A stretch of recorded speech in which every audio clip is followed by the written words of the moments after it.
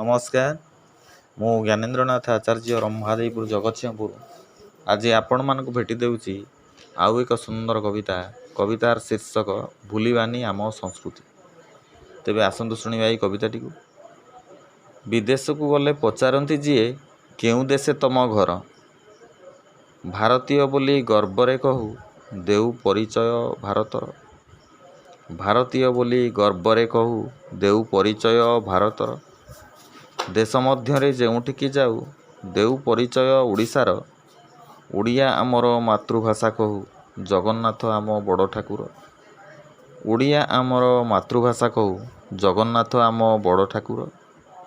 विदेशी पोशाक विदेशी भाषा को जदि आमे नेउ आपणाई, ओडिया बोली कहिबाकू परा अन्य आगे लाज लागे भाई।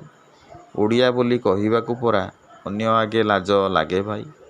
विदेशी लोकटी जदि आसी केबे बुलिबाकू आम देश, भूले नाही तांको देश भाषा तांको परिपाटी बेश। भूले नाही तांको देश भाषा तांको परिपाटी बेश। काहींकि तेबे भूली जिबा आमे ओडिशार भाषा संस्कृति, जदि भूली जिबा लोकहसा हेबा अन्यकू नकल करी एमिति। जदि भूली जिबा लोकहसा हेबा अन्यकू नकल करी एमिति। नमस्कार।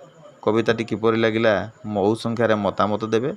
याकू लाइक, सब्सक्राइब एवं शेयर करिवे एतिकी निवेदन कर रहूची। जय जगन्नाथ।